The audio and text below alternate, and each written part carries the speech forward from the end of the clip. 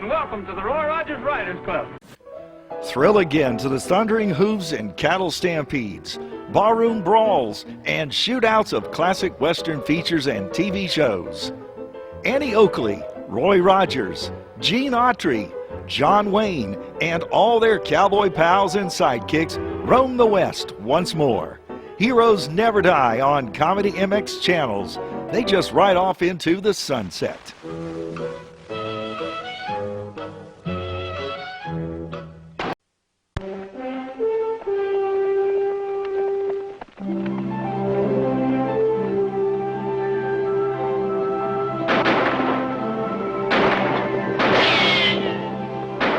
Most of the outlaw gangs that spread violence and terror through the Southwest were loosely organized and led by ignorant, undisciplined men. One desperate gang, however, operated with deadly modern efficiency until a quiet, unassuming man appeared among them. Rex Allen stars as the Frontier Doctor. With the death of the notorious Bill Doolin and the scattering of his outlaw gang, people in the West breathed easier, but not for long. BITTERCREEK Newcomb and Red Buck Waitman, who had ridden with Doolin, rallied the remnants of his gang, robbing banks, holding up trains, raiding towns, and then disappearing into the wilderness without a trace.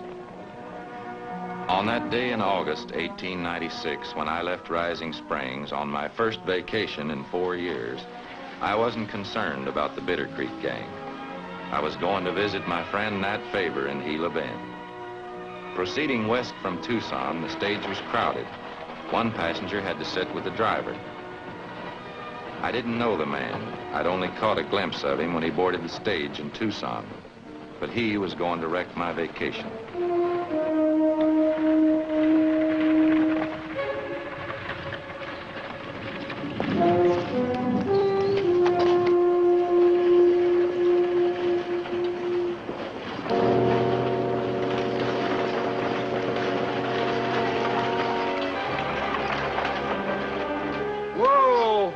What's wrong, Sheriff? I want to check your passengers. All right, folks, step out. What's this all about? I'll tell you later. Nothing to be afraid of, folks. I'm Sheriff of Casa Grande. You a doctor? Yes, I am. I thought so. You're under arrest. Under arrest? What for? Now, come off it, Doc. Sheriff in Tucson traced you to the stage depot, then wired ahead. Who am I supposed to be? Your name's Nixon. And you escaped from Ohio State Prison last month. My name's Baxter. Now, don't hand me that, Doc. BITTERCREEK Newcomb arranged your jailbreak and offered you $300 a month to work for him. I don't know what you're talking about. I'm Dr. Baxter from Rising Springs. That's the truth, Sheriff. He's from Rising Springs. Are you sure? Yeah, positive. All right. Line up over there. Rest of you passengers will have to identify yourself. All right, you up there.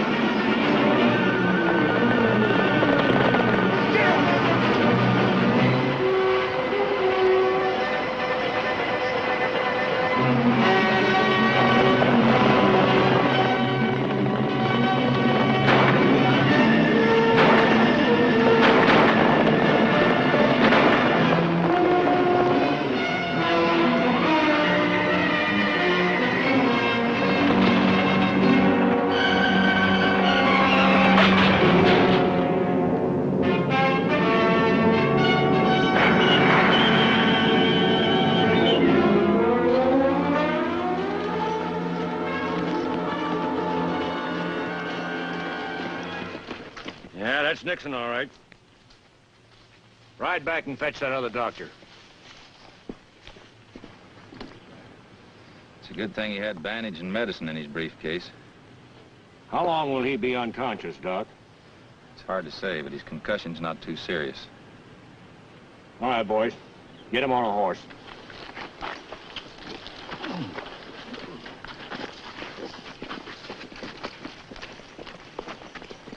Doc, I wish you'd take a look at this letter we found in his pocket. concern me. Well, it might. It was addressed to Dr. Lewis Nixon. He was to go to the Red Slipper in Gila Bend, order a drink, take a ring from his finger, and place it beside his glass. Now, this don't make sense. Well, we received a tip that Nixon's joining the BITTERCREEK gang. They're going to pay him $300 a month. I see. Now, evidently, nobody in the gang knows Nixon by sight. So he's to identify himself by going through that rigmarole at the Red Slipper. I can understand why outlaws would want their own doctor, but why tell me about it? Well, you're a doctor, and you look something like him. Now, if you took his place... I'm a little bit ahead of you, Sheriff. The answer's no. Well, now, only a doctor could get away with a thing like that. All the doctors around here are too well known. I'm on my vacation. I'm going over to Casa Grande and go fishing with my old friend Nat Faber. Nat Faber. Yeah, you know him? Nat Faber and his wife were in the bank last Friday when BITTERCREEK's gang held it up. They killed both of them. Both of them dead? Killing an unarmed man is bad enough. But when it comes to shooting down a woman, Faber's had a kid, too. Yeah, I know. If you'd take Nixon's place while I hold him here in jail, we might be able to catch up with these murdering skunks. Well, it was an idea. I'll do it. I kind of thought you might.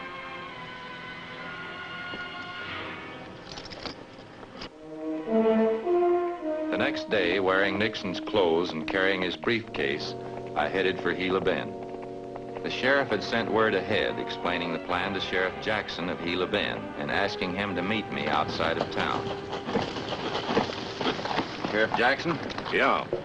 I guess you're Dr. Baxter. My deputy, Jerry Seward. Howdy. How did Fred talk you into this harebrained stunt? Don't you think it'll work? I'd say the odds are 100 to 1 against it. BITTERCREEK's the smartest outlaw in the country, and Red Buck is such a cold-blooded killer that even Doolin wouldn't have him. I know it. We've tried trailing people to his hideout before. Every time we've walked right into an ambush. Maybe it'd be better then if nobody tried to follow me. Once I've located the hideout, I think I can slip away. All I can say is you're doing something I wouldn't want to do. Got everything you need? Yeah, Sheriff Taylor briefed me on Nixon's career, up to now. Then the only thing I can do is to wish you luck. You'll need plenty. Thanks. I'll get back to you in a couple days. I hope. Follow him to the Red Slipper and see who he meets there. We'll put a close watch on whoever it is from now on. Yes, sir.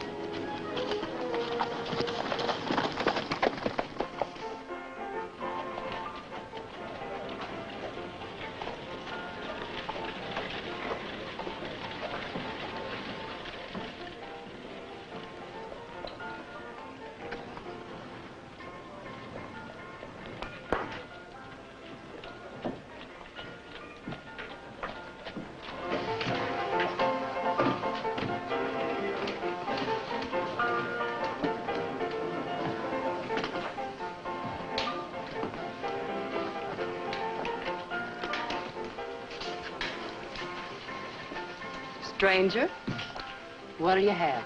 I'll have a straight shot. All right. Help yourself. Thank you.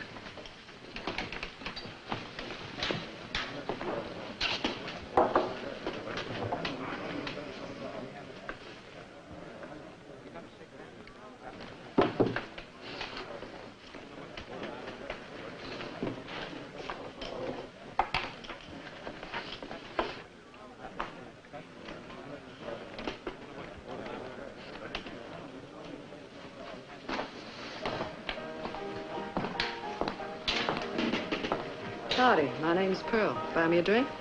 Help yourself. Thanks. You better put that thing on. You'll lose it. It's there for a reason. Next thing, I guess you'll be telling me you're a doctor. How'd you guess? Younger than I expected. Be a pleasure having you around. Thanks. I gotta change my clothes. Meet me out back. Thanks for the drink, mister.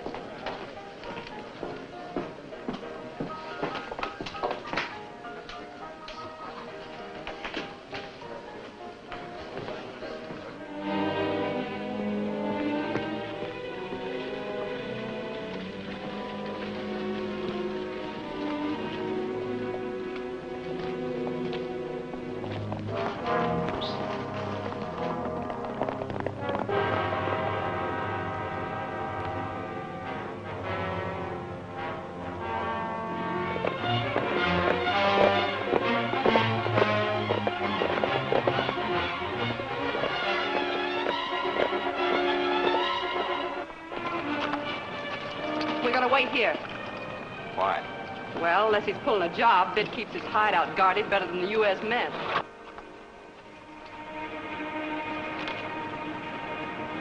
Come on, Doc.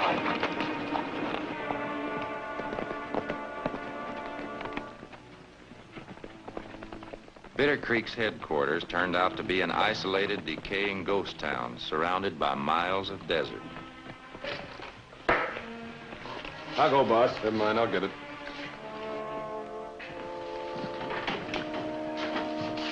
Hello, sweetheart. I expected you yesterday.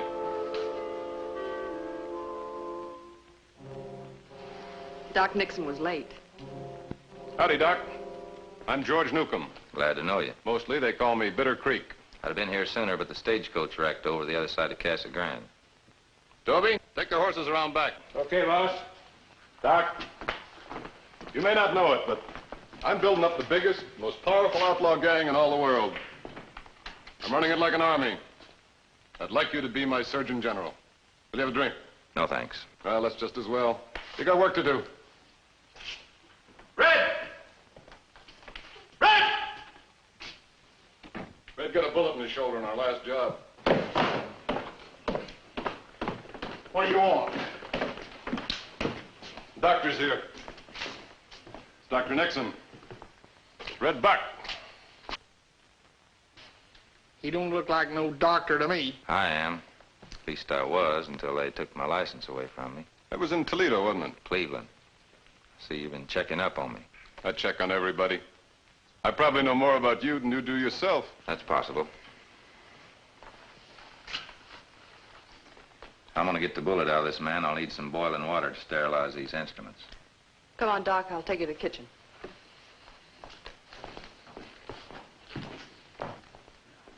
There's something wrong with that feller. I don't like him. You don't like anybody. Well, just the same, I'm gonna keep an eye on him. I was assigned a room in the hotel, one with shutters on the window that were solidly nailed up. And that night, after Pearl had left to return to Gila Bend, I decided to look around.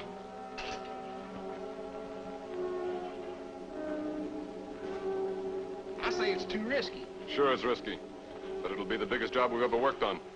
It's no skin off my nose, because with my bum arm, I won't be riding on this job anyhow. Caught you, didn't I? Let go, you're breaking my arm. What's going on? I caught him listening at the door. Get this ape off of me and I'll explain. What's to explain? You're snooping and you got caught. Let him go. I wasn't snooping, I was just walking around. You were listening at the door. It's a good thing you had me watching him. Sure, I was listening. I heard voices and I got curious. Curiosity's a bad habit. What's the difference if I'm listening? I'm a member of the gang. But you ain't a member of the gang. What Red means is, unless a man rides with us, we don't tell him our plans ahead of time. I didn't know that. Until we can trust a man, we watch him like a hawk. I'm sorry I caused such a ruckus. Good night. In case you want anything, ask for it. There'll be a guard on duty all night. Thanks.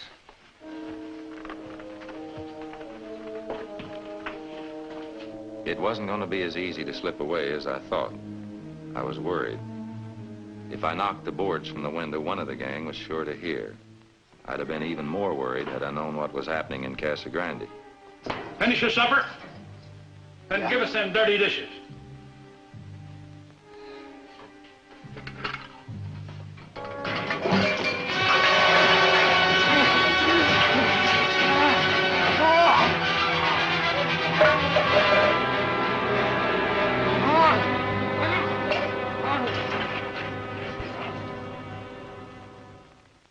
The next morning, Bitter Creek assembled his entire gang at the hotel.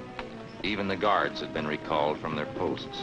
Men, when you leave here, split up into small groups. We'll attract less attention that way. We'll meet at the railroad tracks, the other side of Latigo Canyon. You're gonna rob another train. Yeah, that's right. The Southwest is running a special. Over $500,000 in gold. Move out! You fellas wait. Can I go with you? No, you stay here with Red Buck and the doc. Doc, this is a big job. Chances are some of the boys might get hurt. Be ready to take care of them when they get back. I'll be here. Sorry you won't be going, Red Buck. You might as well not ride while that shoulder's bad. Good luck, Bit, and be careful. Always am.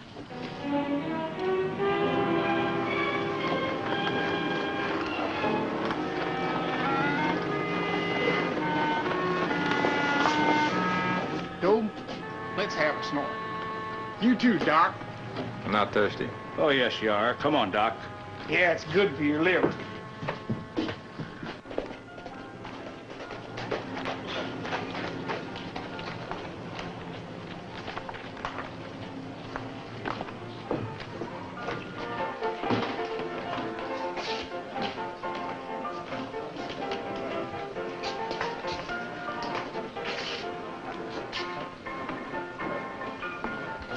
Give me a straight shot.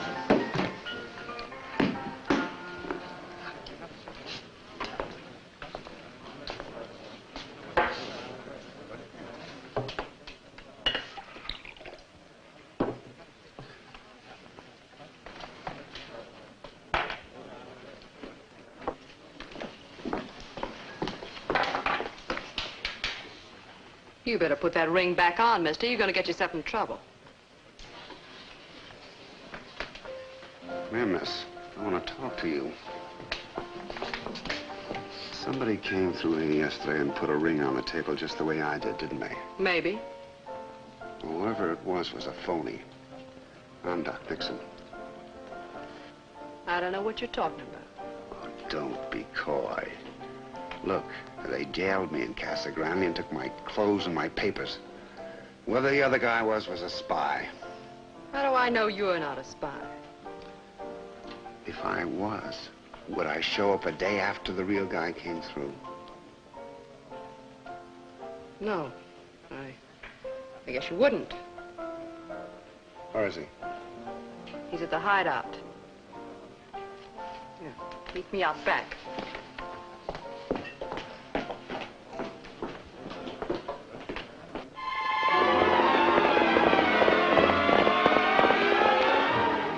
Beat 2 aces.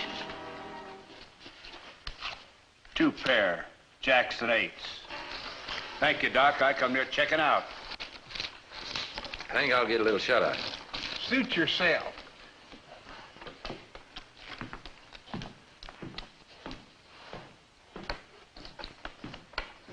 You know, I never did trust that bird. You did all right for me.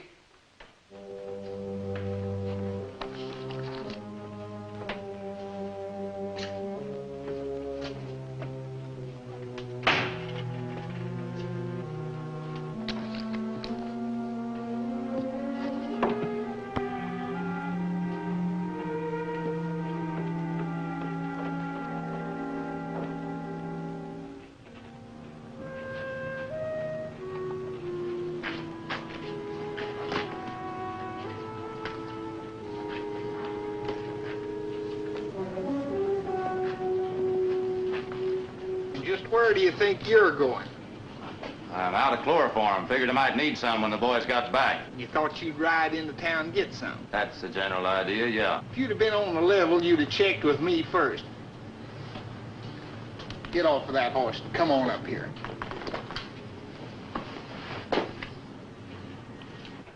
I'm going to lock you in your room till BITTERCREEK gets back.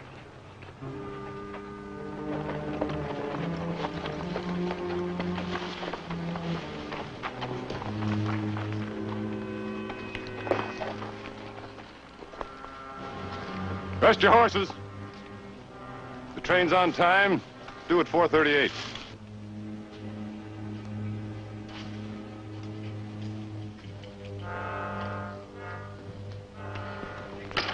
Listen.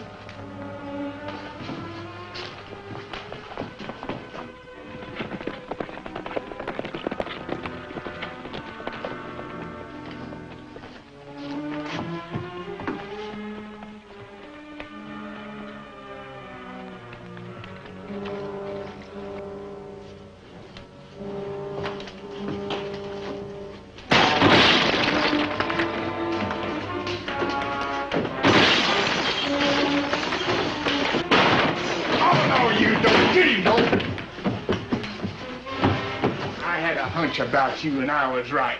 You'll have to admit it is worth a try. Hey, you two do look a lot alike. Yeah, the only difference is that you'll be alive tomorrow. Take him downstairs.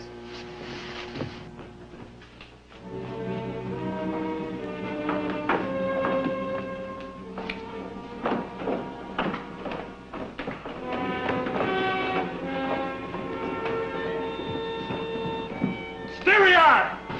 All right, throw those guns over here. Come on, throw over!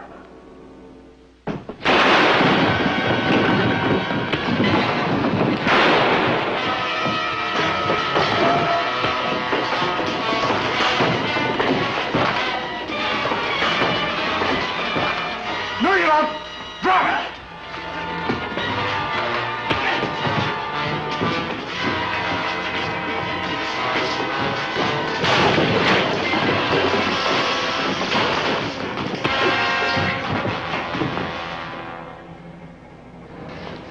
Where you hit?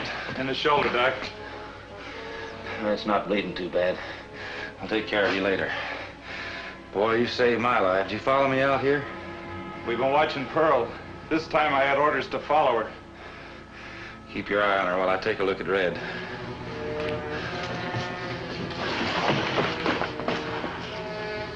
He's dead. I can't say I'm sorry. I gotta get to town and warn Jackson about that train holdup. Stay here and keep your gun on him. You feel up to it? It'll be a pleasure. I'll send somebody back to help you.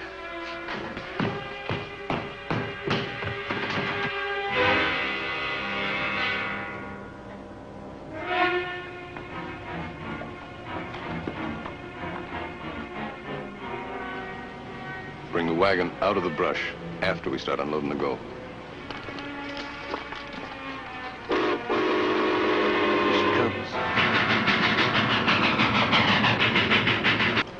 Take your station.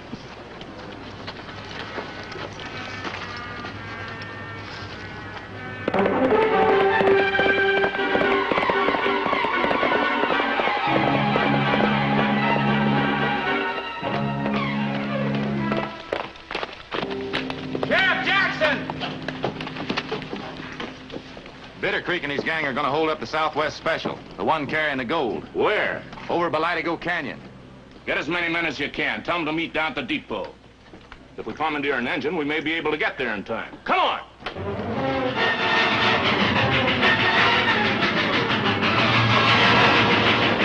They should be right around that bend, Doc.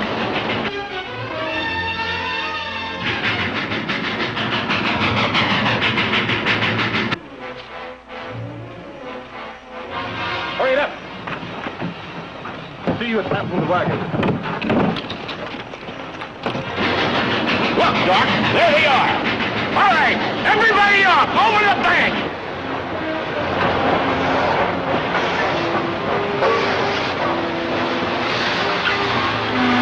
Take cover!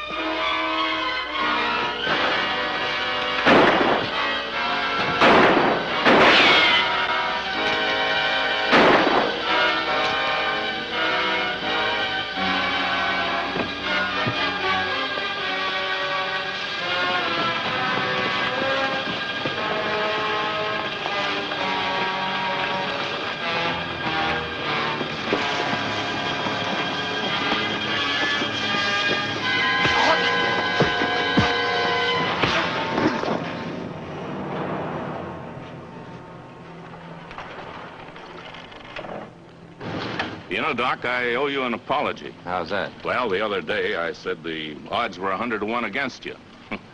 If I'd have seen you in action, the odds would have been the other way around. Hadn't been for Jerry here, your first bet would have been right. All I did was get myself shot. How's he coming? Itches like the devil. Beginning to heal. Well, goodbye, Sheriff. Don't take any chances on BITTERCREEK and that outfit. They're a tough bunch. Don't worry, Doc. We have them under double guard. Goodbye, Doctor. Are you sure you won't take even part of your reward? Nat Faber's daughter needs it a lot worse than I do. So long. So long, Doc. Nixon, Pearl, Doby, and the other members of the gang were tried September 12, 1896, and sent to prison. 2 weeks before the trial, BITTERCREEK broke out of jail, only to be killed by lawmen a month later. It was the end of the BITTERCREEK gang and also the end of my restful vacation.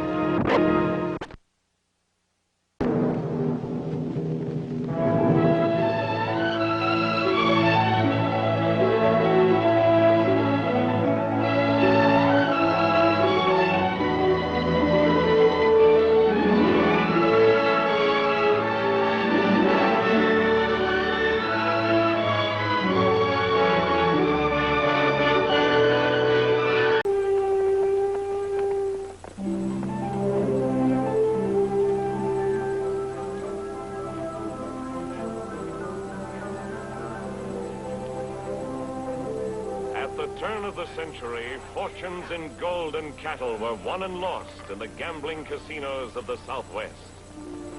One of these fortunes might have been lost and a murder unavenged, but for one man, Rex Allen stars as the Frontier Doctor. Inside the brawling, wide-open town of Fango, 20 miles west of Rising Springs, was Tennessee Smith's famous saloon and gambling establishment. I knew and liked Tennessee, so I was not surprised to receive an invitation to a special gathering of hers. But I was not prepared for the unusual reason for the gathering or the tragic event which followed it. Thank you very much. Well, there she is. Gentlemen. Good evening, Tennessee. Hello, Doc. Hello, Tennessee.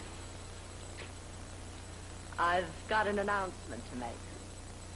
First, everything but the gambling is on the house tonight, so eat, drink, and be merry. How come, Tennessee? You know, you're not exactly noted for handing things out for nothing. I'm quitting business. After tonight, Tennessee Smith will be closed. What's the idea, Tennessee? You getting married? Who's the lucky man? I'm marrying nobody, Frank. I'm retiring and leaving town. Oh, it'll take me a few days to settle my affairs. But tomorrow I'm taking the coach over to Elkton and buy myself some clothes and get prettied up for that trip. There's one more thing. I've always counted Dr. Bill Baxter as one of my dearest friends. As a token of our friendship, I should like you to have this.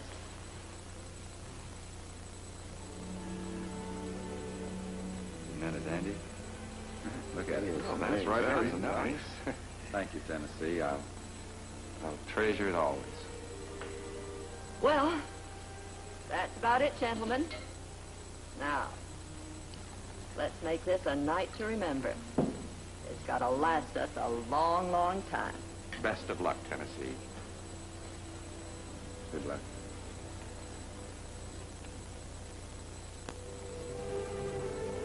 The next morning, Tennessee took the coach to Elkton to do her shopping.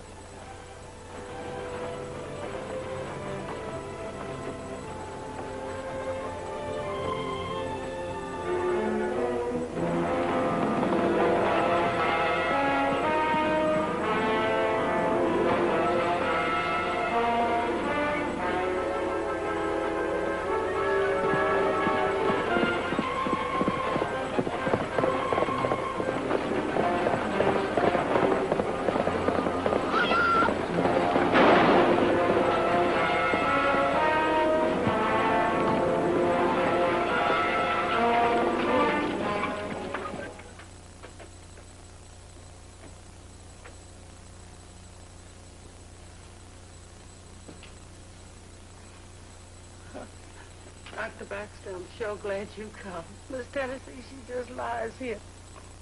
She won't talk, she won't move, she won't do nothing. Just stares into space. You'll be all right, Delilah.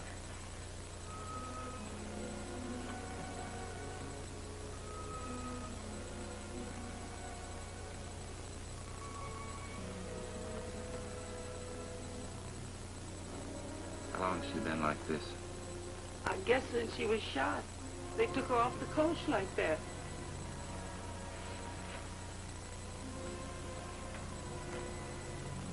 Can you hear me, Tennessee? Can you hear me?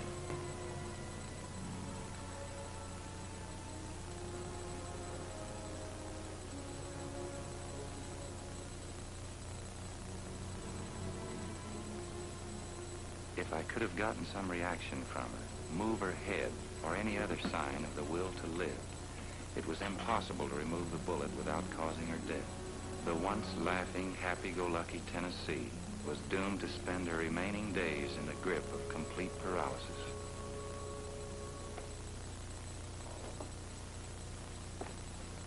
Gentlemen, Tennessee's condition is very serious. There's a neurosurgeon in San Francisco that specializes in this type of operation, but unless she shows some signs of not being completely paralyzed, it'd be useless to call Dr. Williams in on the case. Tennessee was shot deliberately. I'm asking you men to help me find the one who shot her. Excuse me, Dr. B. I know Miss Tennessee's awful sick, but she told me if anything ever happened to her, I was to give you this letter. Now I gotta go see about my baby.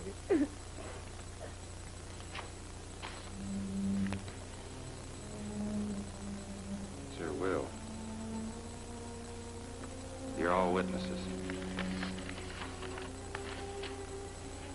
She appoints me executor and leaves her estate in its entirety to a Miss Penny Chalmers, whose address is Mont Blanc School for Girls, St. Louis, Missouri.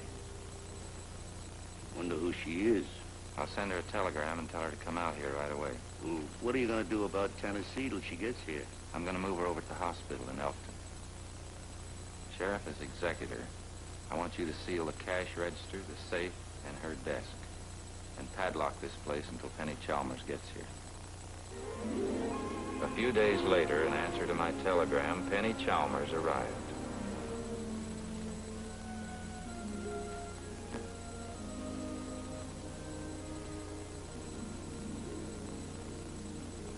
When do you plan to take her to San Francisco for the operation, Doctor?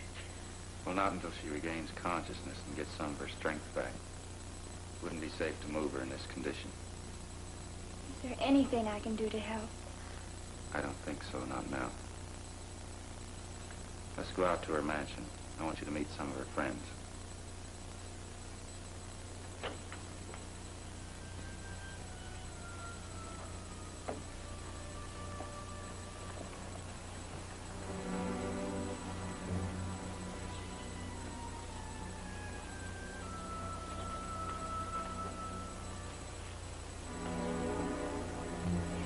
Beautiful.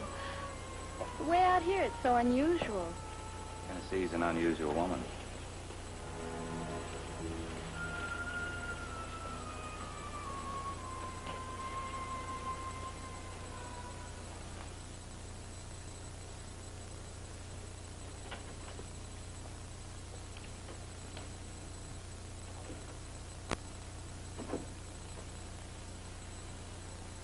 Mr. Walt Bodine, Sheriff Butler, Mr. McNally. How do you do? This is Miss Penny Chalmers. How do you do, Miss Chalmers? We're all old friends here of Tennessee Smith's. Naturally, we're very curious about you, how you happen to know her and so forth. That is, of course, if you don't mind telling us. Oh, not at all, Mr. Bodine. You see, I've known Martha Smith. I presume that's the lady that you refer to as Tennessee, ever since I can remember. She paid for my way from infancy on up through finishing school. Was she your guardian? Well, when I was old enough to wonder about that, I wrote and asked her. She answered me that she'd known my parents and had promised to take care of me if anything happened to them. Shortly after that, my parents disappeared. That was quite wonderful of her. Yes, it was. My only regret is that I was never able to meet and thank her for all that she did for me. You never met her? No. I wrote and asked her if I could visit her many times, but she always had some reason why I shouldn't. See. I guess she didn't want me to know how she made her living. Does it make any difference? No. Well, the important thing is to get her to San Francisco and to get her will. That's going to take money. Tennessee kept her money in the bank I manage, and I can probably help explain her financial position. Oh, we appreciate your help, Mr. McNally. Sheriff, if you'll be a witness, we'll go through her personal effects. All right, Doc.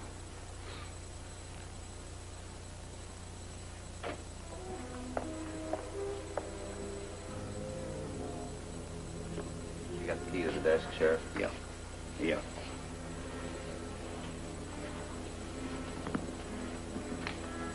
There's something wrong with this lock. Say, look, Doc. That seal I put on has been broken. This desk has been forced open. You think there's a connection between this and her being shot? I wonder. Look here in the dust. It's a good, clear set of fingerprints.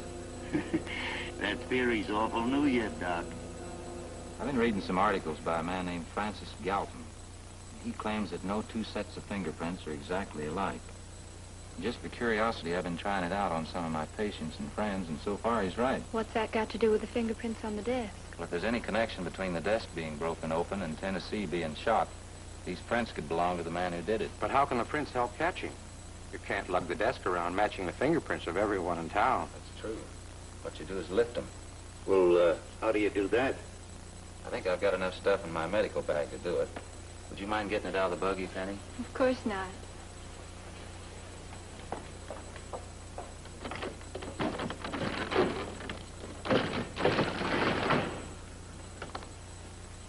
There's her books. Bank book. She shows a steady profit here of about $1,000 a month. Let's see where the money went to. I can tell you. Here you are. Thank you, Penny. Put it right here. We were just going through Tennessee's bank book. As I was about to say, you'll find that she has a very low balance. Less than $50? That's right. You see, for the past 9 months, Tennessee withdrew her capital at the rate of $10,000 a month. She wiped out everything she had. Well, did you ask her why? I did, but she never told me. Did she draw it out in cash, or have you transfer it to another city? She drew the money out in cash. There's the motive for your shooting. Robbery. Yeah. $90,000. Well, the $90,000 and this mansion are the extent of her estate, Penny. We'll try to get the money back for you.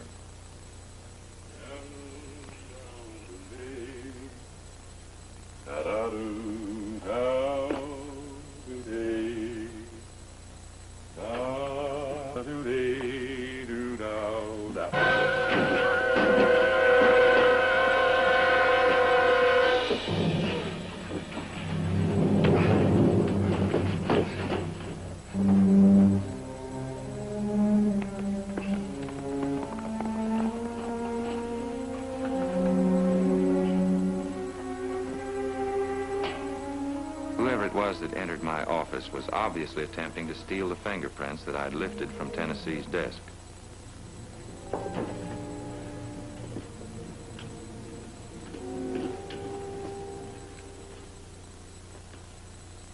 I don't blame you for packing a gun, Doc.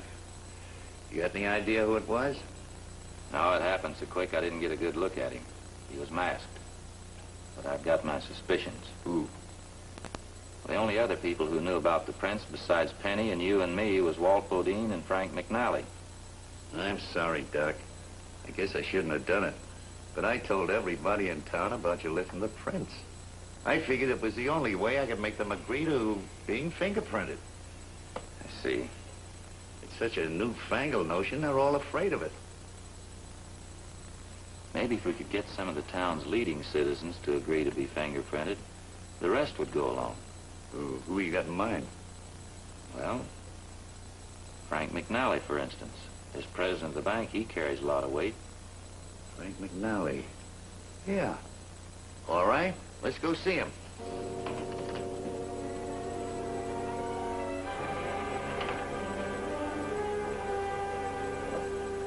Frank, we're here to ask a favor. Yes? Sheriff's having a little trouble getting people to agree to be fingerprinted. We thought, if you'd have yours taken, maybe the others would cooperate. See. Well, I'm not interested. Why? You don't have anything to hide, do you? Of course not. But that's it exactly. I'm not guilty of anything. Why should I be fingerprinted? We're not accusing you of being a criminal. We're just... Now, look. No matter what you say, if I'm fingerprinted, I'll be looked on as a suspect. That'd be bad for the bank. Now, on the other hand, if you... Pardon. Yes? Oh, sure. I'm wanted down at the vault. Will you excuse me for a few minutes? Maybe we better forget about this fingerprint business, Doc. I'm not giving up yet. I wonder why he turned us down. Look, here's a set of his prints right here.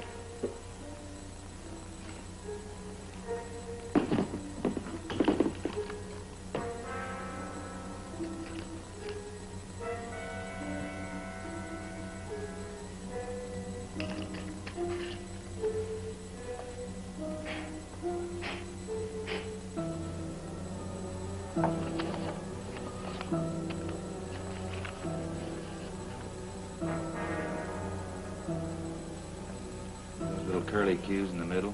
Yeah. That scar on the center finger. Uh-huh. These prints match. What's the idea? Your prints here. They match the ones on Tennessee's desk. That's impossible. What would I want to steal from Tennessee? $90,000, maybe? That's ridiculous. I'll take him down to my office. Maybe he'll tell the truth. No, those are not my prints. Here, look. I can't reach that. All right? Take my fingerprints. You'll see they don't match. We'll take your word for it, Frank. Do you remember anyone who visited you today who stood right about here? Well, how should I know? There have been a lot of people in here.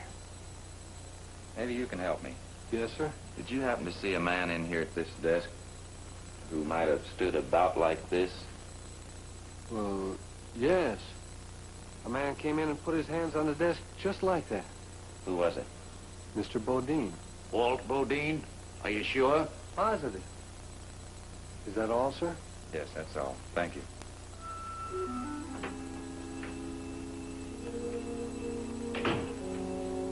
Now, do you remember, Frank? By George, yes, I do. And I can tell you another thing. Walt had a good reason for killing Tennessee. What do you mean? Well, I happen to know that he needed money to keep the ranch going. He tried to borrow it from me, but the bank directors turned him down.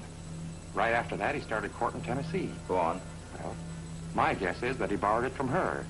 Then when she decided to retire, she asked for it back. Walt shot her when he couldn't pay off. Sounds reasonable, Doc. Tennessee must have had a record of the loan, and that's what Walt stole from the desk. I think we better pay a visit to Walt's ranch.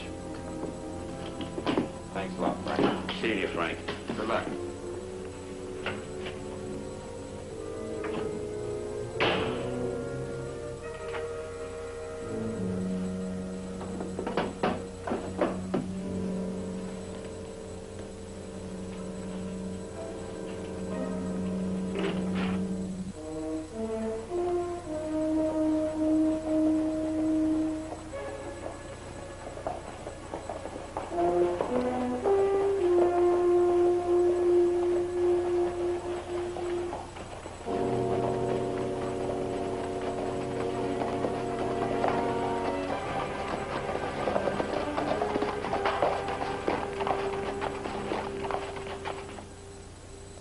What's this all about?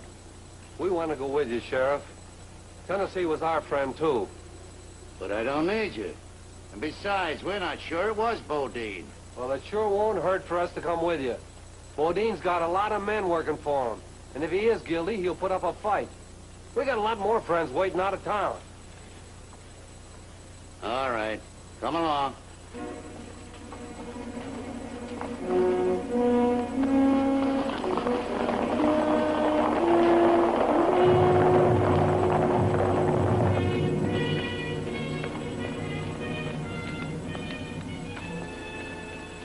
Walt, the sheriff's on his way out here to take your fingerprints. Now, don't get so excited, Frank. I won't let him have them. Don't be a fool. If you don't let him, he'll take you in on suspicion. If you do let him, he'll tie a rope around your neck if Tennessee dies. Catch a freight train out of here and lay low for a while. And what about the ranch and the money? Don't worry. I'll sell everything and keep your half safely in the bank vault. No, Frank. I have 2 gunmen for every one the sheriff has in that posse of his.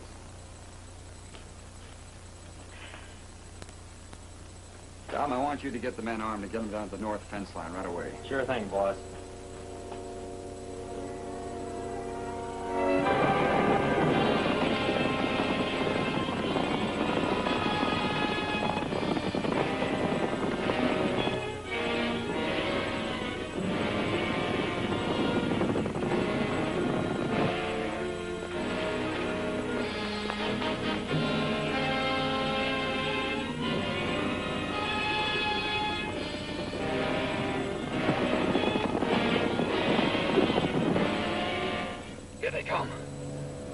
Listen, you men. There's $50 for every one of you if you turn this posse back.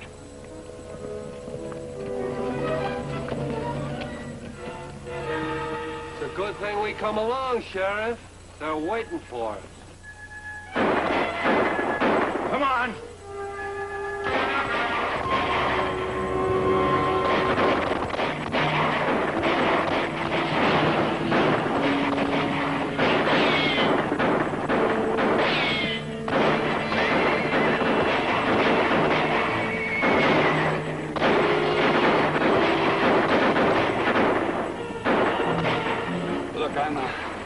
I'm gonna check down the line and see how many of our men got hurt.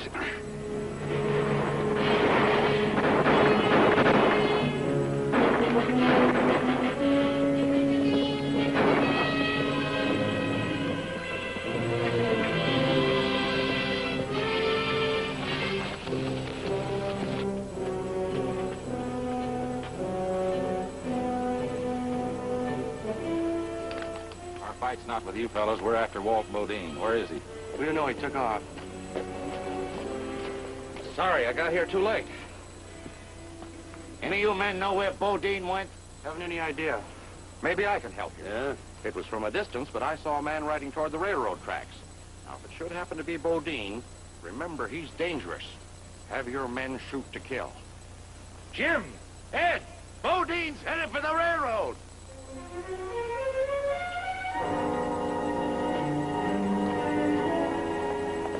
All right, let's get up the ranch, see if there's any more.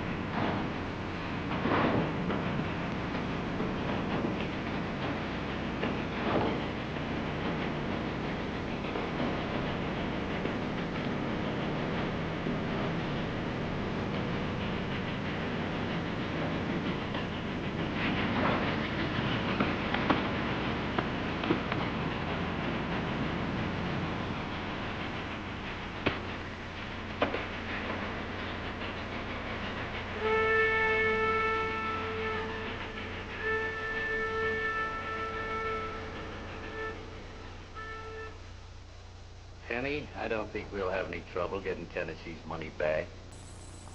That means we can take her to San Francisco for the operation. I'm afraid not. We'll have to wait till she regains consciousness. Let's hope that won't be too late. Penny, I'm going to break a sacred promise that I made Tennessee a long time ago. I think she'll forgive me. Tennessee Smith is your mother.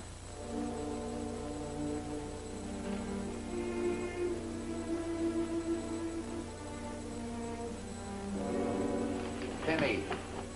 Let her go. I know where she's gone.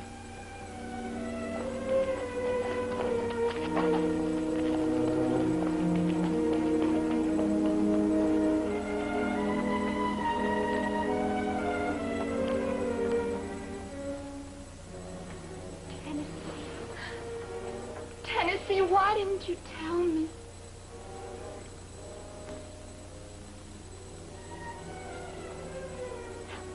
Doctor. Sometimes the miracle of love can do more than all the doctors in the world.